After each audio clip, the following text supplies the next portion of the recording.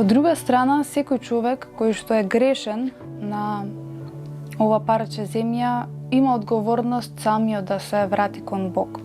Значи, сите ние како луѓе треба да се вратиме кон вистинските вредности за да се неутрализираат страдањата. Тоа значи дека во практичното секојдневие ние имаме должност да се оттргнеме од се она што произлегува од материјализмот. Тоа е цената која што ние ја плаќаме за да го имаме Божиот мир и да служиме на Бога, но да се оттргнеме од тие материјални нешта, вклучувајќи ги нашите навики од купување од материјалисти и така натаму, инвестирање на материјалните нешта во домот, од облека, од премногу храна, од секаква храна, од предмети и така натаму, за да можеме ние да не ги поддржуваме тие материјалисти. Затоа што Бог јасно покажува и преку Библијата дека, како што имам кажано и претходно, се она кое што ти свесно или несвесно го правиш, а го поддржуваш злото, ти неизбежно си во духовен линк со тоа зло. Значи, злото постои како духовна сила која што луѓето не можат физички да ја опипаат и затоа тешко ја поверуваат. Меѓутоа,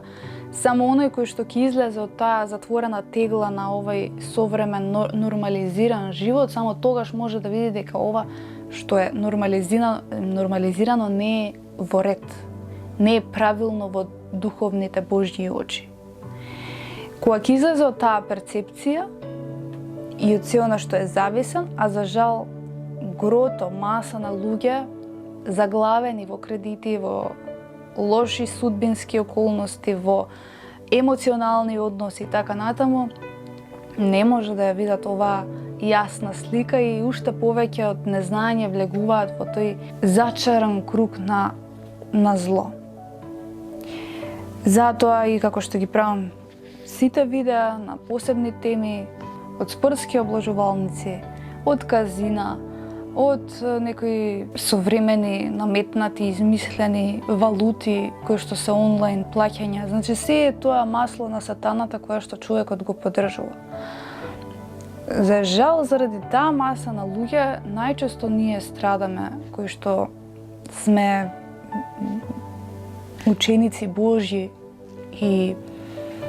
што ја шириме вистината и знаењето, страдаме затоа што реално државата, политиката власта која што е одвоена од самиот Бог ги внесува вредностите на сатаната и ги носи пред народот. Не донесува вистинско правилно знаење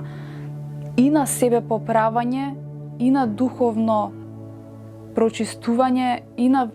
давање преку образованието знаење кое што ќе ја подобрува личноста, а не само да внесува човекот некое си минливо и